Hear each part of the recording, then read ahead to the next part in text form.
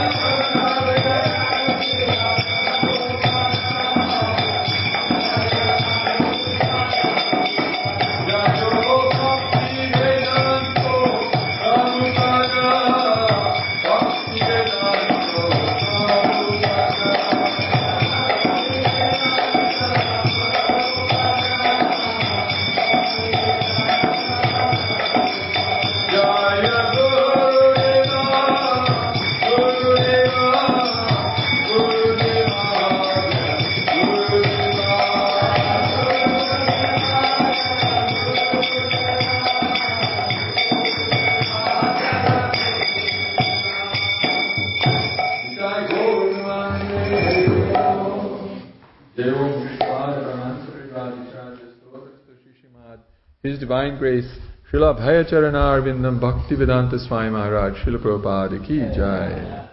ISKCON Founder Acharya, BBT Founder Acharya, Srila Prabhupada Ki Jai. Jai, the Holy Appearance Festival of the Original Supreme Personality of Godhead, Lord Sri Krishna Bhagavan Ki Jai. Nitai Gaur Premanande Hari Hari Bol. All glories to the assembled devotees, Hare Krishna. All glories to the assembled devotees, Hare Krishna. All glories to the assembled devotees, Hare Krishna. All glories to Shri Shri Guru and Gauranga. All glories to Srila Prabhupada.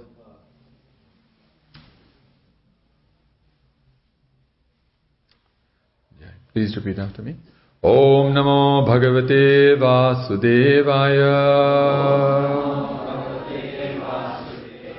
Om Namo Bhagavate Vasudevaya.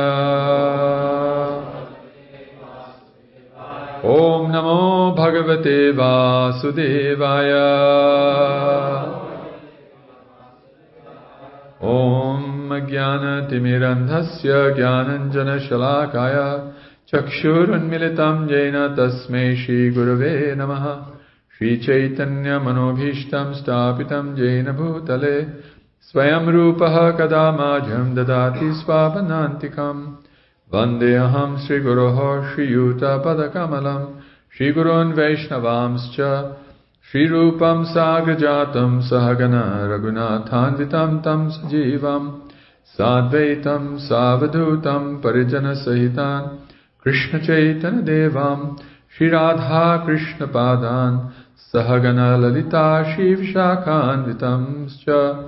Hey Krishna Karuna Sindhu Dinabandhu Jagatpate Gopesha Gopika Kanta Radha Kanta Namostute Tapta Kanchana Gaurangi Radhe Vrindavaneshwari Vrishabhanu Sute Devi Pranamami Hari Priye Vanchakalpa Turubhyascha Kripasindhubhya Evacha Patitanam Pavanebhyo Vaishnavebhyo Namo Namah.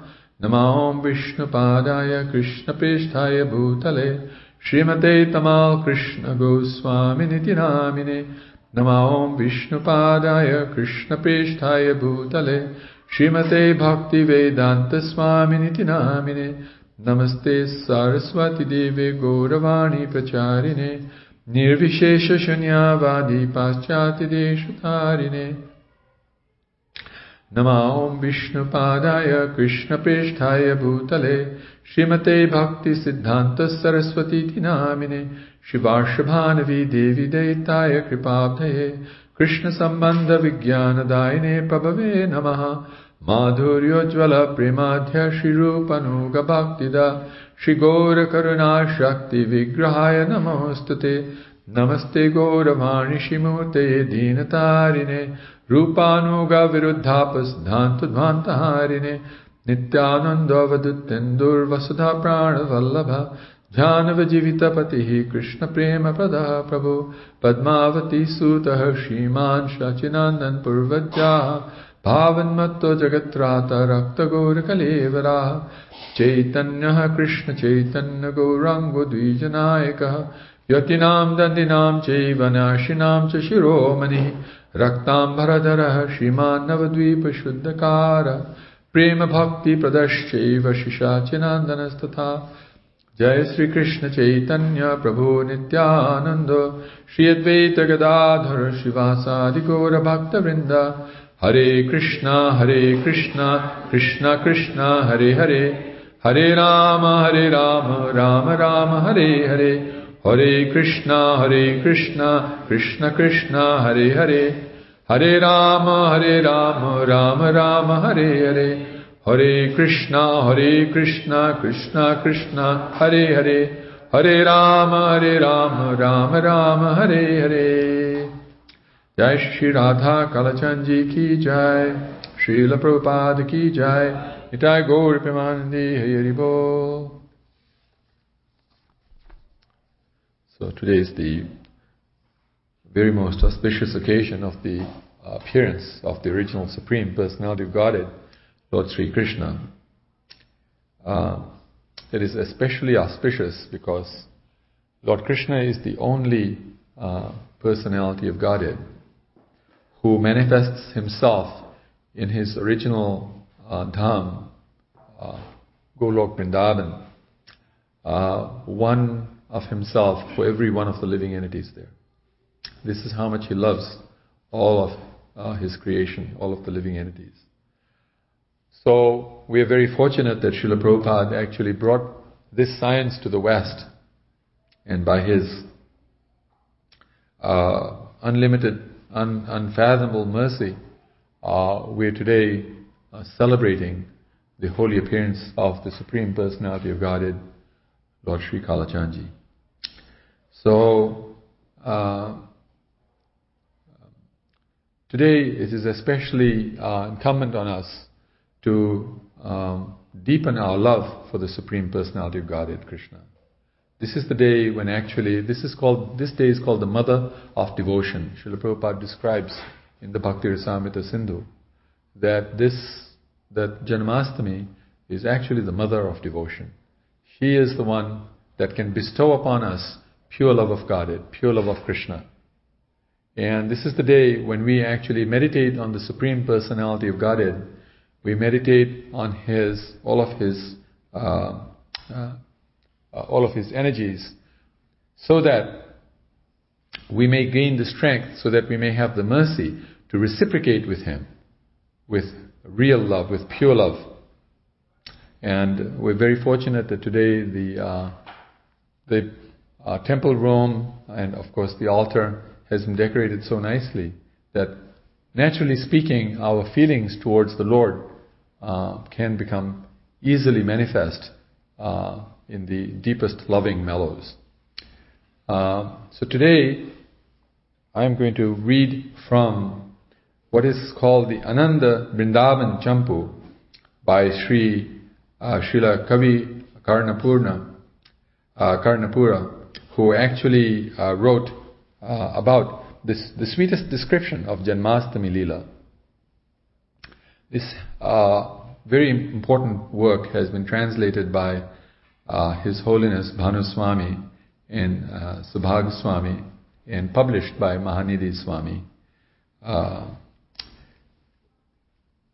So please hear very attentively. Now we will discuss the truth. This is from the second chapter of the book. Now we will discuss the truth about the transcendental birthplace of Sri Krishna Bhagavan and the appearance of Lord Sri Krishna. Once upon a time, Bhumi, the predominating deity of the earth, felt overburdened by the different demons posing as members of the royal order. Feeling aggrieved upon seeing her miserable condition, the lotus-born Brahma appealed to Kshirodakashayi Vishnu, the maintainer of the universe, saying, "Please deliver Goddess Bhumi, who is feeling greatly distressed by these demoniac kings. Only you can remove this terrible influence from the earth." The time for an appearance of the Lord coincided with two internal desires of the Supreme Personality of Godhead. This is Lord Krishna's personal desires that he also had, that he wanted to manifest on planet Earth. First, the Lord desired to descend on earth to increase the fortune of Yashoda and Nanda, his beloved parents. Also at that time, Krishna wanted to relish the sweet mellow of Smar Rasa, or paramour love, while enacting his worldly pastimes. For these two reasons, the Lord appeared within the material creation on Bhuloka, the earth planet, along with his parents, friends, and other eternal associates. Excuse me. There's a very important verse, a very important verse in the Bhagavad Gita, Tadvidi pranipatena pariprashnena sevaya upadekshite te jnanam jnaninas tattvadarshinaha. That actually one of the most important reasons why we surrender to the spiritual master, why we accept a bona fide spiritual master and attentively hear from him, inquire from him submissively, and serve him submissively, is that the spiritual master is actually Tattvadarshi, has seen the absolute truth. So this is why we should hear from these personalities. Srila Kavi Karnapura, was such a very, very powerful spiritual master, a very, very exalted devotee of Krishna. He himself had seen Krishna. So he can tell us about the pastimes of Krishna in a way that would otherwise not be understood. Otherwise, from the Bhagavad Gita, we know that there are two principal reasons why the Supreme Lord also advents. The Bhagavad Gita also it is stated there are two principal reasons. What is that verse? Paritranaya sadhunam vinashaya cha duskritam dharma samstapanarthaya sambhavami yuge yuge. That he actually comes to give pleasure to his devotees, paritranaya sadhunam, vinashaya cha duskritam, and actually to annihilate the demons. But here, two more confidential reasons are being given. And that can only be given by a person who is a true Tattvadarshi. Therefore we hear from scripture such as the Ananda Vrindavan Champu. Another distinction of Lord Krishna's earthly pastimes is that when the eternally liberated gopis, such as Srimati Radharani, Chandravali, and others appeared, the Shrutis personified also appeared in the homes of other gopis, because they had previously cultivated the desire to serve Krishna as Braja gopis.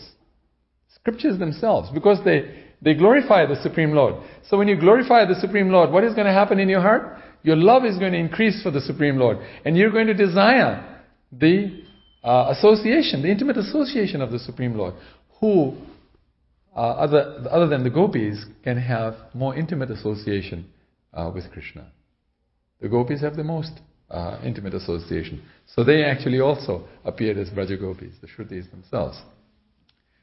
The Dandakaranya sages, upon seeing the Swakiya Bhava, or the sweet conjugal relationship of Lord Ramachandra and Sita Devi, desired to have the same relationship with their Lord Madana Gopal. Upon attaining perfection in their sadhana, they achieved the fortunate position of appearing as gopis in Vrindavan. Yogamaya, Lord Krishna's pastime potency, who possesses unlimited abilities, appeared invisibly in Gokula to arrange this and perform other difficult tasks on behalf of the Lord. This is very true about devotees. Devotees are not afraid of undertaking difficult tasks on behalf of the Supreme Lord. This is their way of showing their love to the Supreme Lord, that they will take on tasks that are very difficult. And we all know that the Hare Krishna movement, at the phase that it is in now, is not extremely popular in the world. It is not a great thing to be a devotee. In fact, a lot of people hide their devotion. They don't tell others that we're devotees. They don't show their tilak, they don't show their sikha like that in public, because they know that people are generally very antagonistic. But yet we are members of the Hare Krishna movement. It is a very difficult situation to be in at the present time.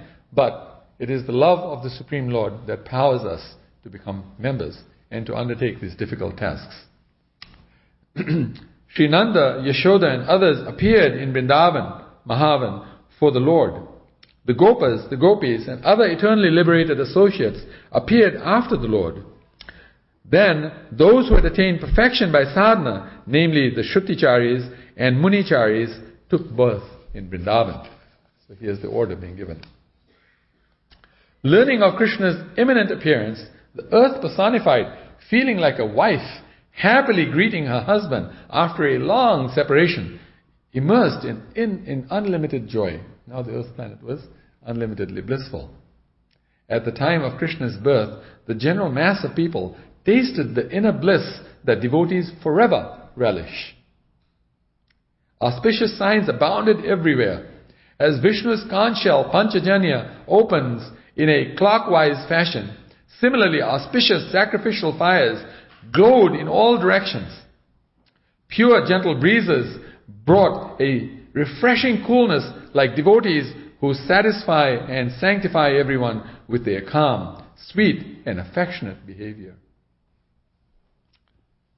This is very true that when it talks about how Panchajanya opens in a clockwise fashion, the movement, clockwise movement, it actually, if you keep moving it up and you get it above your head, it becomes anti-clockwise.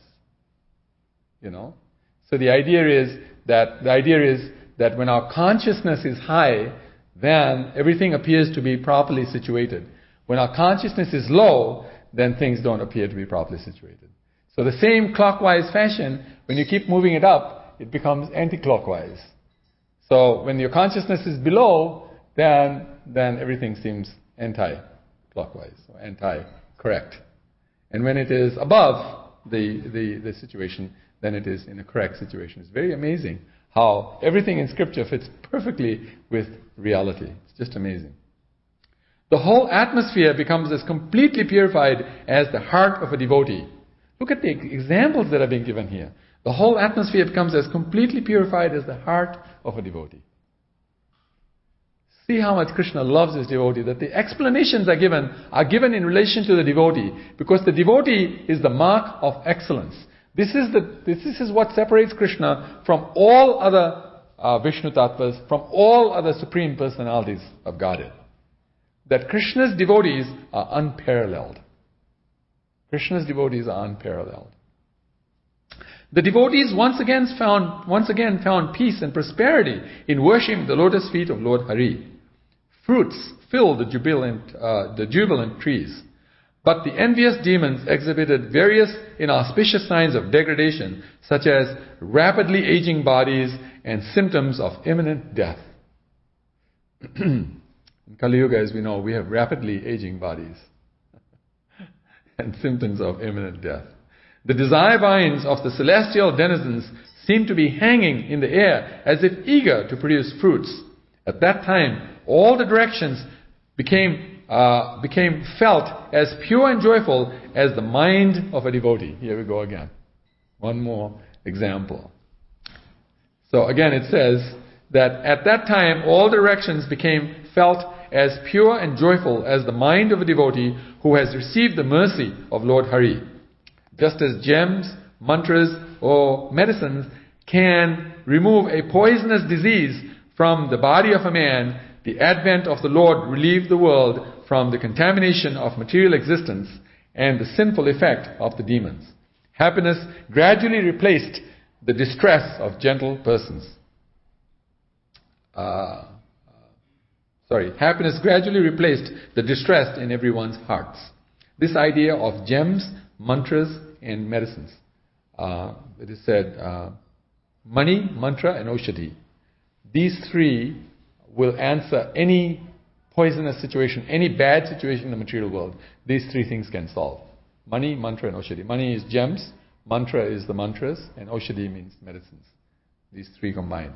So we can see how that they actually emanated from the spiritual love that the gopis had for the Supreme Lord. Because these come from actually the 64 arts that are practiced in the spiritual world by the gopis in their expression of their love for Krishna.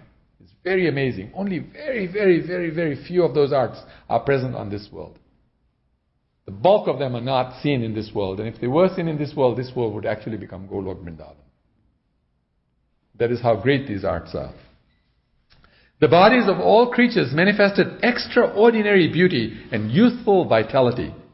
This is the example of what happens when the Supreme Lord comes. Because sometimes people say that there is such and such Bhagavan in India or such and such Bhagavan somewhere else, and people call themselves Bhagavan so and so. But we can see that the people around them have lost their vitality and beauty.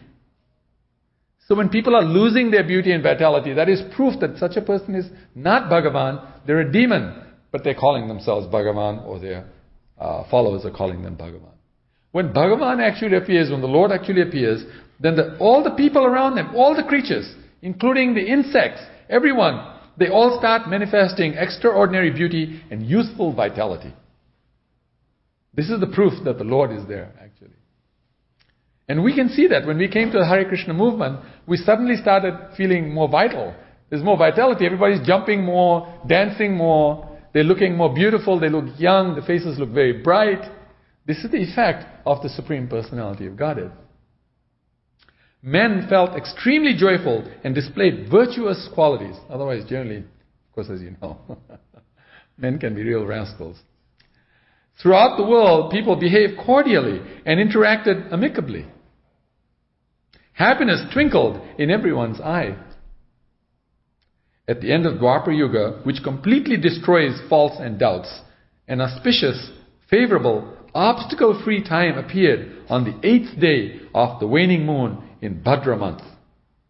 Just at that sweet moment, the Rohini Nakshatra, along with the good qualities of the moon and an auspicious conjunction of stars called Ayushman, appeared in the sky to give shelter to gentle persons.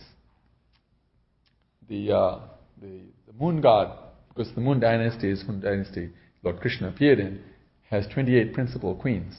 His main queen is called Rohini. So she herself appeared because now Krishna is appearing. So she had to appear.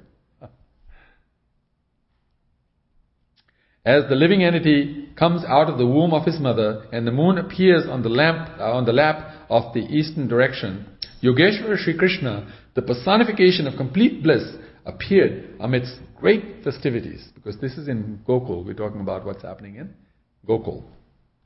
As the moon appears in the lap of the eastern direction, which is like a beautiful bride, Krishna manifested the wonderful pastime of his appearance out of his love and compassion for the conditioned souls. Due to austerities performed in previous lives, Vasudeva and Devaki received the opportunity to momentarily relish parental affection for Lord Sri Krishna when he appeared before them in his form as Vasudeva. This is simultaneously Krishna is appearing in Gokul and in Mathura. In Mathura is appearing as Vasudeva, the four-handed form. Thereafter, in fear of Kamsa, Vasudeva brought Vasudeva Krishna to Gokul. There, the Supreme Personality of Godhead appeared as Govinda before Nanda and Yashoda, his eternal parents, who have been smothering him with the sweetest form of parental love since time immemorial. The four symbols of Vishnu, the Shankha, the Chakra, the Gada, and Padma, adorned his hands and feet. The flute, flower garland, and Kaustubhamani, although present within him, had not yet manifested. In fear of cruel Kamsa, Vasudeva decided to transfer all his wives except Devaki to Gokula. He sent Rohini to the house of Brajananda. It's Nanda Baba. By the sweet will of the Lord, Yogamaya arranged for the seventh child of Devaki, or Balarama, to enter the womb of Rohini. As a result, Balaram appeared in the home of Brajaraj Nanda before the birth of Krishna.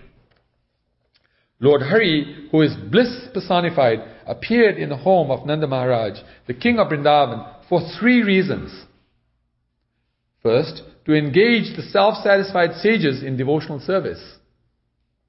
Second, to please the devotees by performing the sweet transcendental pastimes.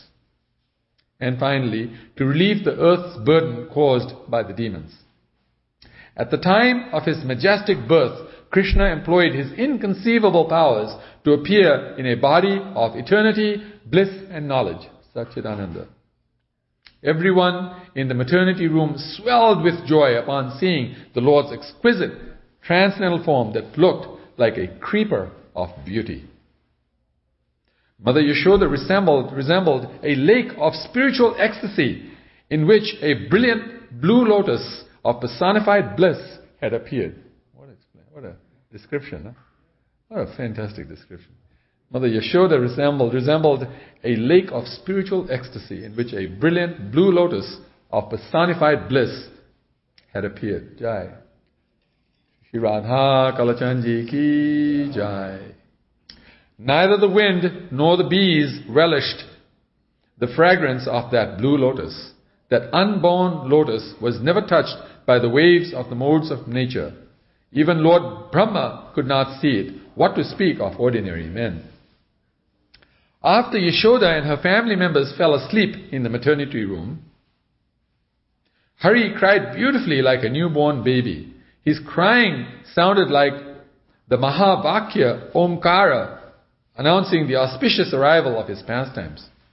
Omkara is a transcendental vibration that had previously emanated from the mouth of Lord Brahma. When the ladies of Vrindavan heard the sweet sound of Krishna's crying, they woke up and ran to see the Lord. With the mellows of their matchless overflowing affection, they anointed his body. The natural fragrance of Krishna's body smelled just like musk.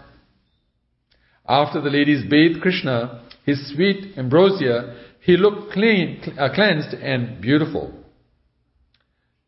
It should be with sweet. I think it's with sweet ambrosia. So after the ladies bathed Krishna with sweet ambrosia, he looked cleansed and beautiful. Then they smeared his body with fragrant sandalwood pulp.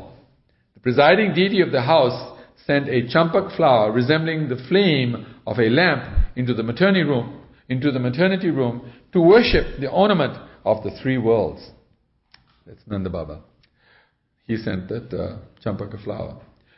With the strength of his little arms, delicate as the tender leaves of a tree, Krishna made all the lamps in the maternity room look like a garland of lotus flower buds. The ladies of Vrindavan saw baby Krishna like a blossoming flower made of the best of blue sapphires, or like a newly unfurled leaf of a tamal tree. Krishna looked like a fresh rain cloud decorated with the musk tilaka of the goddess of fortune of the three worlds. The ointment of the greatest auspiciousness lined his eyes. His presence filled the maternity room with good fortune. Although a mere baby, Krishna had a head full of curly hair. To hide the unique signs on his hands, the goat, the fish, the conch, etc., the Lord folded his delicate petal-like fingers into his lotus palm. At that time, Krishna laid on his back with his eyes closed. The pastimes are switching simultaneously between Mathura and Vrindavan. So sometimes you'll hear the Mathura part of the explanation, sometimes you'll hear the Vrindavan part of the explanations. Mother Yashoda awoke amidst the joyous chattering of the elderly gopis. Leaning over the bed, she admired the gorgeous sun. But upon noticing her own reflection on Krishna's body, she imagined it another woman. Thinking that a witch had assumed her form to kidnap Krishna, Yashoda became bewildered and yelled, "Get out of here! Go away!" Spontaneously, she cried out to Nrsingadev to protect her precious son. Beholding Krishna's tender face, Yashoda showered tears of affection that looked like an offering of a pearl necklace. Mother Yashoda is crying out to Lord Nrsingadev, her own son. Yashoda saw Krishna's body as a mound of dark blue musk, softer than butter churned from the milk ocean. Overflowing with nectar, his charming body appeared like the foam of milk.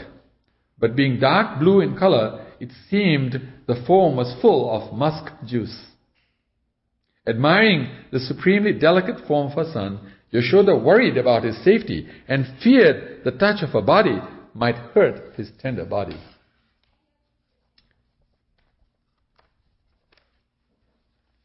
As she leaned over the bed, Yashoda bathed Krishna with the milk dripping from her breasts. The elderly gopis instructed Yashoda how to caress the baby in her lap and affectionately pushed the nipple of her breast into Krishna's mouth to feed him. Due to Yashoda's intense love, personified bliss flowed from her breasts as steady streams of milk. When milk sometimes spilled out of Krishna's bimba fruit red lips onto his cheeks, Mother Yashoda would wipe his face with the edge of her cloth. After feeding her son, Yashoda gazed affectionately at him in wonder. She saw her child's body as made of dazzling blue sapphires. His mouth resembled a red bimba fruit, and his hands and feet looked like exquisite rubies. Krishna's nails shone like precious gems. In this way, Yashoda thought her child was completely made of jewels. Then she perceived that his naturally reddish lips looked like the banduka flowers. His hands and feet resembled java flowers. His nails looked like malika flowers. Yashoda then thought, Krishna's whole body seems to be made of blue lotus flowers. He does not appear to be mine. After thus deliberating within herself, Yashoda became stunned in amazement. This was the seed of Balaram's joke with Krishna. As you know, one time Balaram joked with Krishna.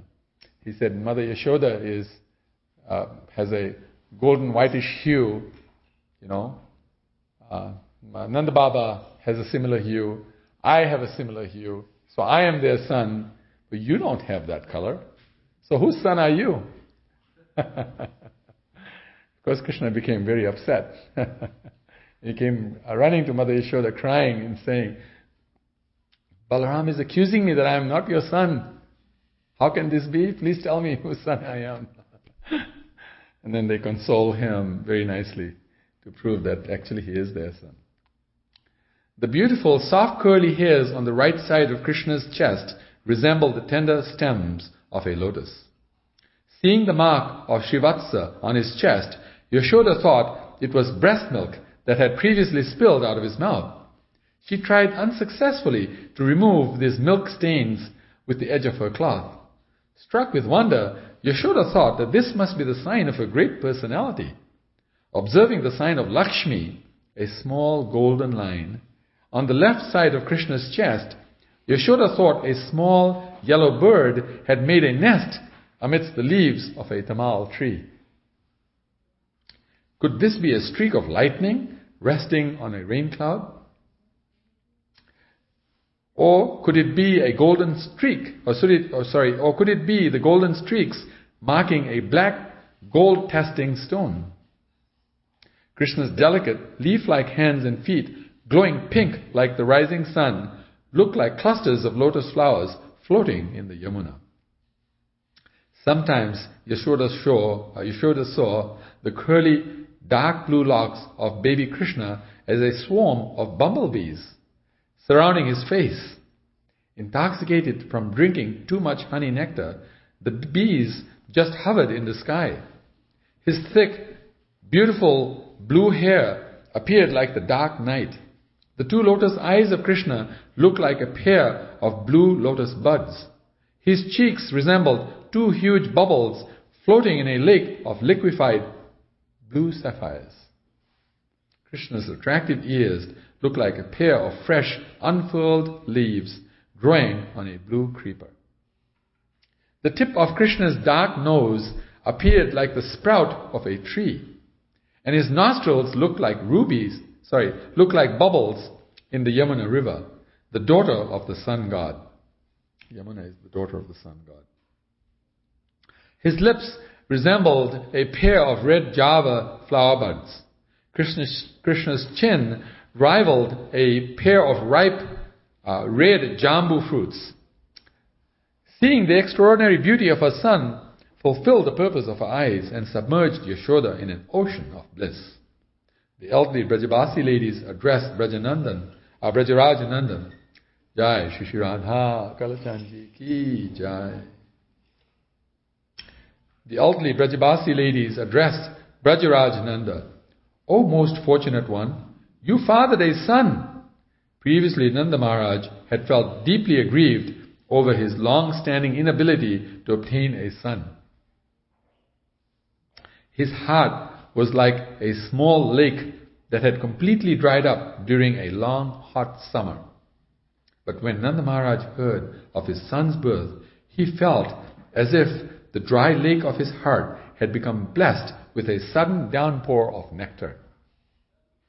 The gentle sound of Krishna's voice removed all his grief and lamentation. Now he bathed in the rains of bliss, swam in the ocean of nectar, and felt embraced by the joyful stream of the celestial Ganges. Eager to see his son, Nanda's body thrilled with astonishment and waves of ecstasy as he stood outside the maternity room. Because he had accumulated heaps of pious activities, it appeared that the king of Vrindavan was now shaking hands with the personification of pious deeds. What a nice explanation. Anxiously standing in the background, Yogamaya induced Nanda Maharaj to enter the maternity room. He rushed to see his son, the personified seed of condensed bliss. What explanation. It seemed that all the auspiciousness of the three worlds now resided within Krishna. the original cause of everything. Nanda saw his son as a perfectly charming person. The kajal surrounding Krishna's eyes looked like lines on a black creeper of beauty. As the very embodiment of Nanda's good fortune, Sri Krishna bloomed like a beautiful flower in a garden of desire trees. The Aparajita flower, there's a flower called the Parijata flower. This one is called the Aparijata flower, is compared to the body of the Queen of Vrindavan. Her son is like the representative of the Upanishads that are compared to the fruit of the desire creepers. By seeing his glorious son, Nanda felt that he had attained happiness, perfection, and fulfillment of all his desires. Meeting the embodiment of bliss overwhelmed Nanda with immeasurable satisfaction. He stood motionless, stunned, his hair stood erect, and tears flowed from his eyes. He appeared like a person carved in stone, or a figure drawn in a painting. For some time, Nanda Maharaj remained in this semi-conscious state, like a sleeping man about to awaken. Upananda, Sunanda, and other relatives felt extremely joyful while observing the best of Brahmanas perform the rites of purification for Krishna's birth. To ensure his son's welfare, Nanda Maharaj donated newborn calves to each and every Brahmin, thus turning their homes into abodes of Shurabhi cows. Newborn calves to every one of the Brahmins. It's hard to have just one newborn calf in your castle. These cows had gold and silver-plated horns and hooves, and jeweled necklaces adorning their necks. In addition, Brajapati Nanda filled the courtyards of their homes with hills of gold, jewels, and sesame seeds. Wow. Talk about opulence. While Nanda distributed charity, the Kamadhenus, touchstones, and desire trees lost their power to produce valuable items in comparison to Nanda Baba. Wow. Even the jewel-producing oceans lost their stock of jewels, and the goddess of fortune, the abode of lotuses, had all but one lotus in her hand. Everything was going. The auspicious news of Krishna's wonderful appearance spread in all directions by word of mouth. Delight danced in the hearts of Nanda, his brothers Upananda and Sunanda, and all the other Gopas. The Gopas brought many varieties of delicious dairy products such as milk, yogurt, butter, wet cheese, and hard cheese in jewel-studded pots. I wonder if this wet cheese is like cream cheese. Must be something like that. Anyway, never heard of wet cheese. It's amazing. The pots were tied to the ends of bamboo poles with jute straps and carried on their shoulders. Bedecked with many precious jeweled ornaments, the Gopas appeared very handsome. They dressed in beautiful yellow cloth, defeating the brilliance of lightning, and held staffs topped with gold and jewels in their lotus hands. As a great ocean spreads its waves in all directions, the birth of Krishna filled the Brajavasis with unbounded bliss.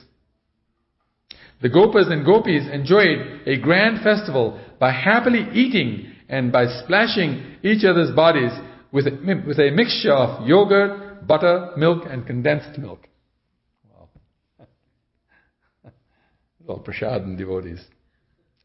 This is one very important reason why everybody should dress very nicely today. Especially for the festival this evening. Everybody should come really very nicely dressed. The society girls visiting Nanda Maharaj's house experienced more happiness than they had ever felt since their birth. Their minds saturated with joy and satisfaction. Hearing the delighted description of Krishna's birth carried away the chariots of their minds and made them abandon all other duties. They became possessed with a desire to see Krishna. Sparkling rubies hung from the necklaces adorning the society girls. Their diamond-studded armlets shone I think it's meant shone more beautifully than drops of crystal clear water. Their jewel inlaid golden bangles boasted unparalleled elegance. For this unique festival, they took out some highly ornamental waist belts from their jeweled box and tied them around their hips. Normally they wouldn't wear this, but for this, they brought out all their fancy jewelry. The sweet jingling of the waist bells resting on their broad hips enhanced the beauty of these society girls. They attracted the minds of everyone within their bulky golden anklets, loosened hair braids, and graceful gait, which resembled the smooth gliding of swans. Their minds entered a state of enchantment as they gazed upon the captivating beauty of Krishna's transcendental body. To worship Krishna, they brought golden trays full of auspicious articles such as fruits, flowers, yogurt, durva glass, uncooked rice, and jewel-bedecked lamps. They covered their offering plates with splendid yellow silk cloth and held them in their soft lotus hands. Their jeweled ankle bells vibrated pleasantly as they walked. Beholding the astounding beauty of the delicate baby, the society girls considered the purpose of their eyes fulfilled. They perceived Krishna's perfect birth to be like the appearance of the leaves of an important herbal medicine. Krishna resembled a blue lotus floating high. I think there's some incorrect words here. I'm try and see if I can read correctly. Krishna resembled a blue lotus floating high in the lake of his mother's parental affection. After bestowing their blessings for Krishna's prosperity, they worship Krishna with fresh flowers and a constant shower of loving glances. Look what they worship with. The loving glances. With great enthusiasm, the society girls glorified Brajeshwari Yashoda, since she had attained the essence of all good fortune by having Krishna as her son. Leaving the maternity room, the society girls entered the assembly hall of Nanda Maharaj's palace. Their faces looked exceedingly beautiful as they sung melodious songs, which resembled the soft, sweet humming of the bees moving amidst a cluster of lotus flowers. As the guests bathed in a nectar shower produced by these soothing sounds, overwhelmed with love, they filled their lotus palms with fragrant oil, turmeric paste, and fresh butter, and started smearing each other's faces and bodies. They looked very attractive, with smiling faces and glittering white teeth. Then, their red lips, there's some words here that are not correct, so I'm correcting as I'm going. Their red lips seem more beautiful than red banduka flowers. Remember, Krishna's was compared to the red banduka flowers. Here, the society girls' lips are considered to be even more beautiful. This incredible display of elegance smashed the pride of the goddess of fortune of the three worlds. Carried away with joy over Krishna's birth, they fearlessly threw cheese balls, butter, and yogurt at each other. One could mistake the white balls of cheese for hailstones, solidified moonlight, or white mud from the floor of the milk ocean. Then they showered each other with buttermilk, aromatic oils, and water mixed with turmeric. Cymbals, drums, berries, it's called berries, and big drums vibrated auspicious sounds with specific melodies. A celestial concert of precise poetic meters, proper rhythms, and metric compositions suddenly manifested there. So now even the music is very scientifically being composed. The musical ensemble inspired the society girls to sing and dance in mirth and merriment. Though not good singers, by the will of the Lord, they sang with great virtuoso. Then wonderful songs filled Nanda Maharaj's heart with joy. The combined vibrations of the Brahmanas chanting Vedic hymns, the recitation of the Puranic lore, and the panegyrists' prayers transformed the ethers into Shabda Brahma. The joy of Krishna's birth, the joy of Krishna's birth celebration taxed the drains of Nanda's capital city as they swelled to the brim with milk, yogurt, and other auspicious liquids. So they had the drains, what they call the drains to let out the flood waters. So now all of them are overflowing with milk, yogurt, and other auspicious liquids. Soon rivers of this nectar flooded the streets of the town and permeated the entire atmosphere with a sweet fragrance. Disguising themselves as birds, the demigods descended to Brajapura to happily drink the flood of nectar. The Brajavasis decorated their cows with gold and jeweled ornaments. Then in great excitement, they smeared them with oil, fresh butter, and turmeric paste. Beholding Krishna in their hearts, these fortunate cows looked like the essence of the earth's auspiciousness.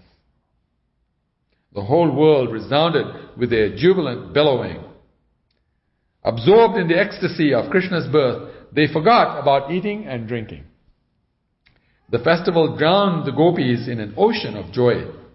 After offering oil, vermilion, garlands, and utensils in charity to all the assembled gopis, Rohini, the wife of Vasudeva, asked them to bless Krishna. Upon completion of the sacrifice, Upananda and other relatives felt constant happiness while taking their baths. Keeping the king of Vrindavan in the front, Nanda's relatives offered opulent cloth, jeweled ornaments, tambula, garlands, and sandalwood paste to the guests. Then they humbly requested all in attendance to bless that wonderfully auspicious boy who had appeared in Vrindavan. Now this is the last page. Oops. Actually, that was the last page. It says Hare Krishna at the end.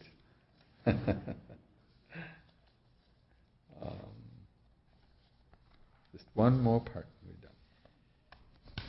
This is nectar from the Hari Bhakti Vilas Tik Darshani. Tika Darshani, Tika of Sanatana Goswami and Gopal Bhatta Goswami on Janmastami. I'm just reading the translations. One should perform a festival of the birthday of Lord Hari, which falls in Bhadrapad, August-September month, on a Dwadasi day of Shravan, July-August. This is a distinction between two groups that feel that it is a different time that Krishna appeared. Some feel that he appeared in the month of Shravan, and our acharyas say that they actually appeared in the month of Bhadrapad, August-September. And of course, therefore, we celebrate in August-September.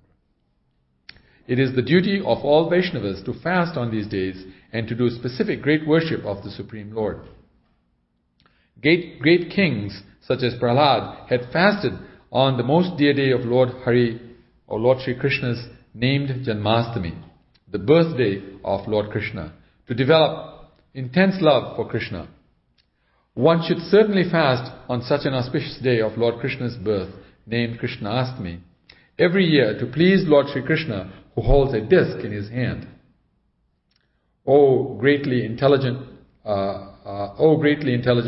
any person, even with the knowledge of Krishna's birthday, Janmashtami, who does not fast, takes his next birth as a snake in a thick forest. Remember, the fasting is done by various methods.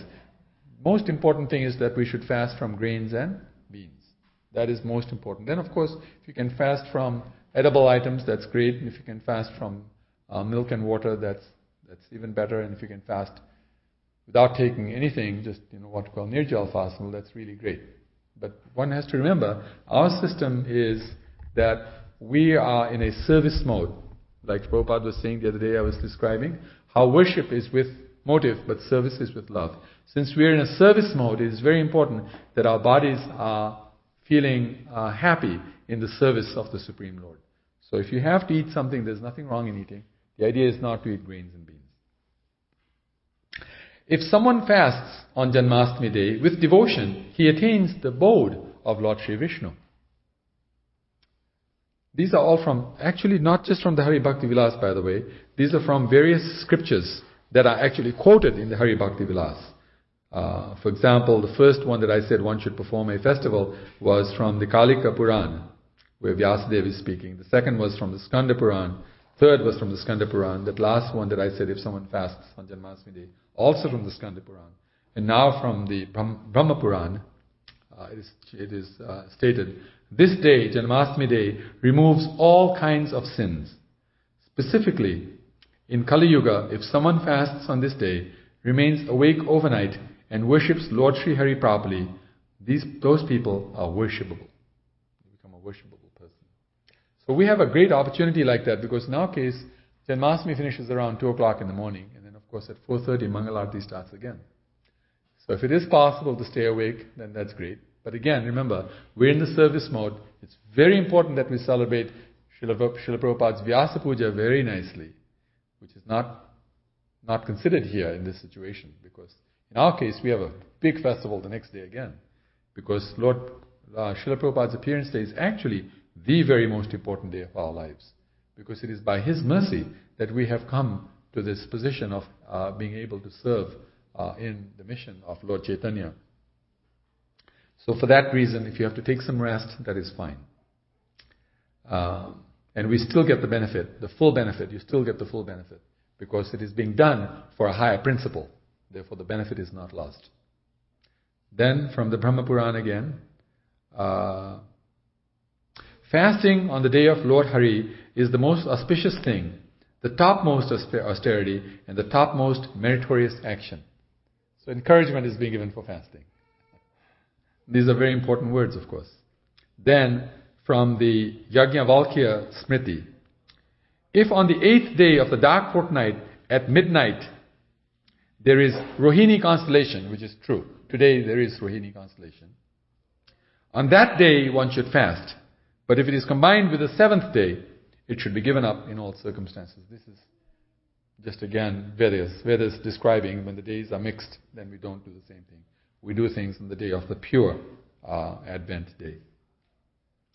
And then finally from the Vishnu Dharma and Agni Puran, there are 2 kinds of living entities created. One is divine and the other is demoniac. The devotees of the Supreme Lord Vishnu, are said to be divine personalities.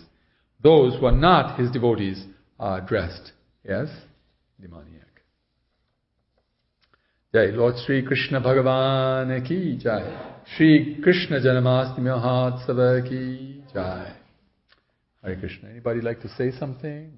Ask a question? Okay, thank you very much. We'll start with the bhajans and kirtans now. Thank you. Jai, Sri Krishna Bhagavan ki Jai. Sri Krishna Janmastami Mahotsava ki Jai. Nitai Gaur Premanande Haribo.